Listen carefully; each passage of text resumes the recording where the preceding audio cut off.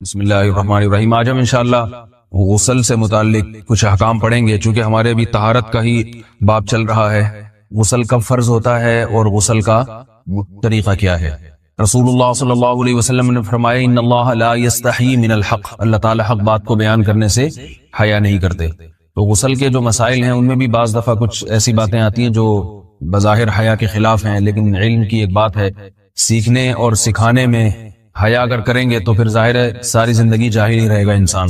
اور غسل کے مسائل سیکھنا اس لیے ضروری ہے کہ غسل جب فرض ہوتا ہے تو جب تک مکمل غسل نہ ہو آپ کی نماز ادا نہیں ہوتی۔ رسول اللہ صلی اللہ علیہ وسلم نے فرمایا الماء من الماء، حدیث ہے کہ غسل فرض ہوتا ہے خواہش نفس کے ساتھ جسم سے منی خارج ہونے سے۔ مرد پہ غسل کب فرض ہوگا؟ جب اس کے جسم سے شہوت کے ساتھ منی خارج ہو۔ منی بالکل سفید رنگ کی چیز ہے، ایک ہوتی ہے مزی۔ شہوت پیدا ہونے سے اگر کسی کے مرد یا عورت کے صرف رطوبت خارج ہونا شروع ہو گئی، اس سے غسل فرض نہیں ہوتا۔ جب تک مکمل شہوت پوری نہیں ہو جاتی اور مادہ منویہ خارج نہیں ہو جاتا، چاہے احتلام کی صورت میں ہو یا کسی بھی طرح سے ہو۔ مردوں کے ساتھ چونکہ یہ بہت زیادہ ہوتا ہے، نائٹ فال کی صورت میں مردوں پر غسل کی یہ صورت بہت زیادہ فرض ہوتی ہے۔ جیسے ہی بلوغت ہوتی ہے تو احتلام شروع ہو جاتا ہے، ہفتے میں 1 دفعہ 2 دفعہ 3 دفعہ، بعض نوجوانوں کو روزانہ بھی 2 دفعہ ہوتا ہے۔ جبکہ خواتین میں یہ والے غسل کی صورت بہت ہی کم ہوتی ہے کہ ان کو نائٹ فال ہو یا اس طرح سے غسل فرض ہو۔ ہزاروں میں کسی ایک عورت کے ساتھ ایسا ہوتا ہے۔ ایک صورت تو یہ ہے غسل فرض ہونے کی۔ دوسری صورت کیا ہے کہ جب انسان اپنی زوجہ کے ساتھ ملاپ کرے اور انٹرکورس ہو جائے، چاہے اس صورت میں ڈسچارج دونوں میں سے کوئی ہو یا نہ ہو، لیکن دونوں پہ غسل فرض ہو جائے گا، مرد پہ بھی اور عورت پہ بھی۔ یہ تو مردوں کے غسل کے فرض ہونے کا۔ مردوں کے غسل میں ایک چیز یہ بھی ہے کہ اگر آپ نے رات کو نیند کی اور صبح آپ اٹھے اور آپ نے کپڑوں پہ نشان دیکھا، اب آپ کو یہ پتہ نہیں چل رہا کہ یہ منی کا نشان ہے یا مزی کا ہے، تو بھی آپ پر غسل کرنا فرض ہے۔ یہی سمجھا جائے گا کہ یہ آپ خواب میں ڈسچارج ہوئے ہیں۔ عورت پر جو غسل فرض ہوتا ہے ایک اور صورت میں ہوتا ہے کہ جب خواتین کو ایام آنا بند ہو جاتے ہیں، حیض یا نفاس سے جب پاک ہو جائیں، تو بھی ان پہ غسل فرض ہے۔ یہ تو غسل کی فرضیت سے متعلق احکام تھے۔ کچھ چیزیں ایسی ہیں جن میں غسل سنت ہے، فرض نہیں ہے۔ جمعہ کے دن غسل کرنا رسول اللہ صلی اللہ علیہ وسلم نے بہت زیادہ تاکید کی ہے۔ سنت کی 2 قسمیں ہیں، سنت مؤکدہ اور سنت غیر مؤکدہ۔ مؤکدہ وہ ہوتی ہیں کہ جن کو چھوڑنے کا اگر کوئی معمول بنا لے تو گناہ کا خطرہ ہے، اور ایسا شخص قابل ملامت ہے، اسے شریعت ملامت کرتی ہے، برا بھلا کہتی ہے۔ تو غسل سنت مؤکدہ ہے، ہفتے میں 1 مرتبہ، چاہے جمعے کے دن ہو یا کسی بھی دن ہو۔ جو مسلمان ہفتے میں 1 دفعہ بھی نہیں نہاتا، وہ کتنا ہی نیٹ کلین ہو، مگر شریعت کی نظر میں وہ قابل ملامت ہے، اسے تانے دینے چاہیے کہ شرم نہیں آتی ہو مسلمان مگر رہتے ہو بھنگیوں اور چماروں کی طرح۔ ملامت تو اسی کو کہتے ہیں نا۔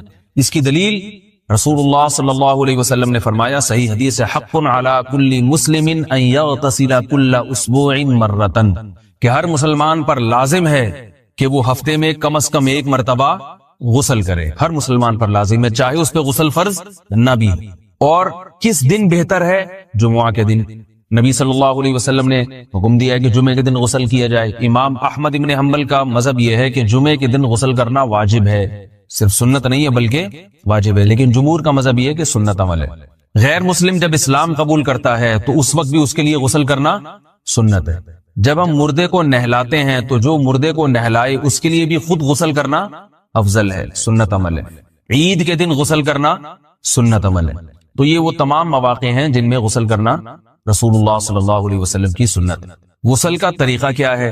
غسل میں 3 چیزیں فرض ہیں، منہ بھر کے قلی کرنا، ناک میں پانی ڈالنا کہ ناک کی جو نرم جگہ ہے یہ اچھی طرح تر ہو جائے، اور پورے جسم پہ 1 مرتبہ پانی بہا دینا کہ جسم میں بال کے برابر جگہ بھی خشک نہ رہے۔ یہ تو ہے فرض، یعنی یہ کام کسی نے کسی بھی طرح سے کر لیا تو غسل ادا ہو جائے گا، چاہے اس کی نیت غسل کی تھی یا نہیں تھی۔ کوئی آدمی چلتا ہوا جا رہا ہے، پھسل کے تالاب میں گر گیا، پورے غوطے کھا کے باہر نکلا، قلی کر لے اور ناک میں پانی ڈال لے تو غسل اس کا ادا ہو جائے گا۔ البتہ چونکہ نیت نہیں تھی لہذا غسل کا ثواب نہیں ملے گا، ثواب نیت کے بغیر نہیں ملتا انسان۔ دلائل اس کے الگ موضوع ہے کہ اس کی دلیل کیا ہے کہ بغیر نیت کے بھی غسل ہو جاتا ہے، لیکن میں نے بتایا دلائل کا سیشن نہیں ہے، اس میں پھر بات لمبی ہو جائے گی۔ تو یہ تو ہے فرض۔ پورے جسم پہ پانی بہانا کلی اور ناک میں پانی. سنت طریقہ کیا ہے؟ رسول اللہ صلی اللہ علیہ وسلم غسل کیسے کرتے تھے؟ سنت طریقہ جس پہ جو اختیار کرنا چاہیے وہ طریقہ یہ ہے کہ جب آپ غسل کے لیے بیٹھیں تو سب سے پہلے وہ جگہ دھوئیں جہاں نجاست اور ناپاکی لگی ہوئی ہے. نائٹ فال ہوا، کسی کو احتلام ہوا، تو جہاں جہاں گندگی لگی ہے پہلے اس جگہ کو دھوئیں. استنجا کریں، شرمگاہ کو دھوئیں اچھی طرح. سمجھ رہے ہیں بات کو؟ اس کے بعد ہاتھ دھوئیں اور مکمل وضو کریں جیسے ہم عام حالات میں وضو کرتے ہیں. مکمل وضو کرنے کے بعد دائیں کندھے پہ پانی ڈالا، لیفٹ سائڈ پہ پانی ڈالا. پہلے زمانے میں تو چلو سے غسل ہوتا تھا، ہاتھ دھو لیے تو اب چلو سے پانی لے کے یہاں ڈالا جا رہا ہے، چلو سے پانی لے کے یہاں ڈالا جا رہا ہے، پورے جسم پہ ملا جا رہا ہے، اور چلو سے پانی لے کے 3 دفعہ سر پہ ڈالا جا رہا ہے. تو آج کل چلو الو تو ہے نہیں، شاور کے نیچے جا کے کھڑے ہو جاتے ہیں. تو اس میں یہ کہ شاور کھولے کھڑے ہو جائیں، سارے چلو اس میں خود بخود ہی ہو جائیں گے، پورے جسم پہ پانی بہ جائے گا. نبی صلی اللہ علیہ وسلم کے دور میں یہ جدید چیزیں نہیں تھیں، شیمپو اور صابن. تو آپ صلی اللہ علیہ وسلم بیری کے پتوں سے غسل کی ترغیب دیا کرتے تھے. بیری کے پتوں کو اگر پانی میں پکایا جائے تو پانی میں میل کچیل صاف کرنے کی صلاحیت بہت بڑھ جاتی ہے. ہمارے زمانے میں اس تکلف کی ضرورت نہیں ہے، صابن ملتے ہیں اس سے نہا لے آدمی، نہایا کریں. بہرحال کہنے کا مقصد یہ آپ لوگوں سے تو یہ سنت طریقے سے غسل ہو جائے گا آپ کا. سمجھ رہے ہیں بات کو؟ سب سے پہلے استنجا کیا، اس کے بعد وضو کر لیا، اس کے بعد غسل کر لیا.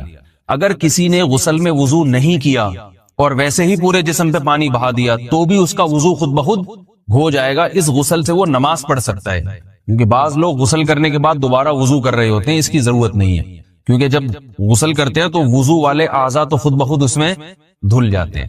یہ ہے غسل کا طریقہ. وضو کیسے ٹوٹتا ہے؟ جن چیزوں سے غسل فرض ہوتا ہے ان چیزوں سے وضو تو بہرحال ٹوٹتا ہی ہے. اس کے علاوہ بھی وضو ٹوٹتا ہے. اس سے پچھلے لیکچر میں نے کچھ تفصیل بتائی تھی کہ نجاست جسم سے کہیں سے بھی خارج ہو جائے یا نجاست نکل کے بہ پڑے. اگر قضاء حاجت کی جگہوں سے نجاست خارج ہوئی ہے تو نظر بھی آ جائے وضو ٹوٹ جائے گا، اور قضاء حاجت کے علاوہ جگہوں سے اگر نجاست خارج ہوئی ہے، خون وغیرہ ہے جیسے، تو جب تک نکل کے بہے گا نہیں تو اس وقت تک وضو نہیں ٹوٹے گا. سمجھ رہے ہیں بات کو؟ وضو کا طریقہ کیا ہے؟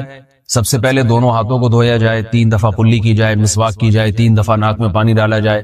پھر پورے چہرے کو، پیشانی یہ جو ہے جہاں سے پیشانی ہماری شروع ہو رہی ہے اور تھوڑی کے نیچے تھوڑی جہاں ختم ہو رہی ہے، اور ایک کان کی لو سے دوسرے کان کی لو تک 4 اعضاء ہیں وضو میں دھونا فرض ہیں. 1 چہرہ، نمبر 2 بازو، نمبر 3 سر کا مسا، چوتھائی سر، اور نمبر 4 پاؤں کو دھونا.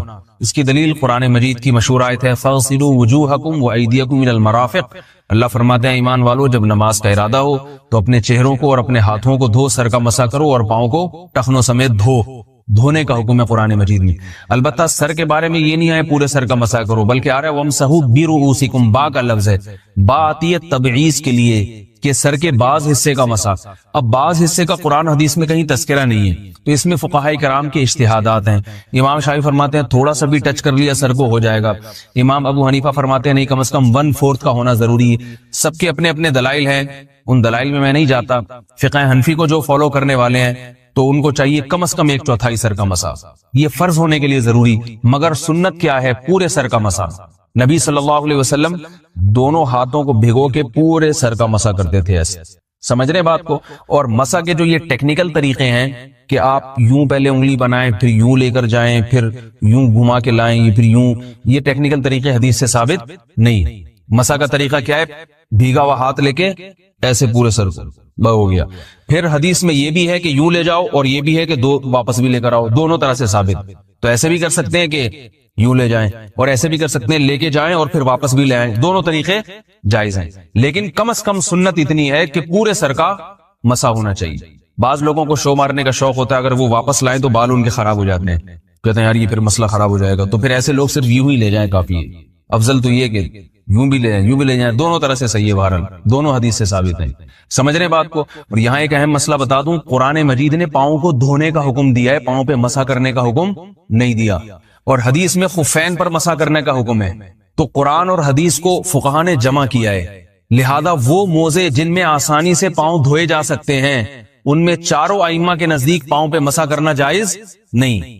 سعودی عرب میں جو بعض سلفی حضرات اور یہاں ہمارے ہاں بھی اہل حدیث حضرات نے عام موزوں پر بھی جو مسا کی ایک روایت ڈال دی ہے، اسلاف میں، تابعین، تبع تابعین میں اور چاروں ائمہ کے مذاہب میں اس کا ثبوت نہیں ملتا. اگر اسلاف میں کوئی قائل بھی ہے تو ایک شاذ قول، اکا دکا قول ملتا ہے، ورنہ یہ ائمہ اربعہ کے مذہب کے خلاف ہے. اور جو احادیث جو نقل ہوتی ہیں صحیح سند کے ساتھ ان کے بھی خلاف اور قرآن کی آیت کے بھی خلاف ہے. اس لیے کسی نے عام ساکس پہ اگر مسح کر لیا، جو عام طور پہ آفس پہن کے جاتے ہیں لوگ، اس میں تو پاؤں، آپ اگر ساکس کو پانی کے نیچے رکھیں پورا پاؤں دھل جائے گا آرام سے. تو وہاں کیا ہو رہا ہے کہ قرآن مجید کے حکم کی مخالفت لازم آ رہی ہے، آپ پاؤں دھو نہیں رہے. تو اس لیے ہم یہ سمجھتے ہیں کہ اس صورت میں نماز ادا نہیں ہوگی. سعودی عرب میں بعض سلفی حضرات نماز پڑھاتے ہیں، وہ ایسے ہی کرتے ہیں کہ عام ساکس پہ مسح کر کے نماز پڑھا لیتے ہیں. تو فتویٰ اسی پر ہے کہ ان کی اگر کسی کو یقین ہے کہ اس نے عام ساکس پہ مسح کر کے نماز پڑھائی ہے تو اس کے پیچھے نماز ادا نہیں ہوگی، کیونکہ قرآن کے مطابق اس کا وضو ہوا ہی نہیں ہے.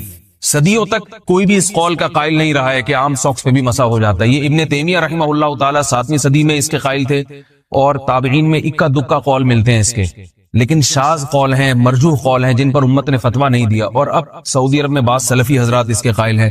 ہمارے ہاں اہل حدیث حضرات بھی چونکہ اکثر سعودی عرب کے سلفی حضرات ہی کو فالو کرتے ہیں، تو انہوں نے بھی وہیں سے یہ فتویٰ لیا ہے. لیکن ائمہ اربعہ کے مذہب میں اور دلائل کے لحاظ سے دیکھا جائے تو یہ مذہب کمزور ہے. قرآن نے پاؤں کو دھونے کا حکم دیا، آپ دھوئیں گے پاؤں جب تک دھونا ممکن ہے.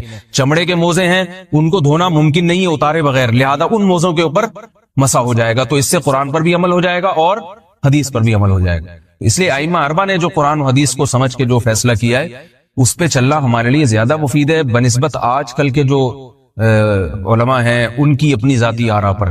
اس لیے یہ بھی ایک وضو سے متعلق اہم مسئلہ تھا. سمجھ رہے ہیں؟ باقی تو ماشاءاللہ وضو کرنا سب کو آتا ہی ہے. اور وضو کے بعد دعا کیا ہے؟ کلمہ شہادت، اشہد ان لا الہ الا اللہ وحدہ لا شریک لہ اشہد ان محمدا عبدہ ورسولہ اللہم اجعلنی من التوابین واجعلنی من المتطہرین. اے اللہ تو مجھے بار بار توبہ کرنے والوں میں شامل کر دے اور بار بار پاکیزہ رہنے والوں میں شامل کر دے. توبہ اس لیے کہ میں نے ظاہری طہارت تو حاصل کر لی، مجھے روحانی طہارت بھی عطا کر دے. اگر میں نے گناہ کی ہوں تو مجھے ان سے بھی توبہ کی توفیق عطا فرما لے، تاکہ اس لحاظ سے بھی میرا وضو ہو جائے، اس لحاظ سے بھی میں پاک ہو جاؤں. سبحانک اللہم و بحمدک، نشہد ان لا الہ الا انت، نستغفرک و نتوب الیک.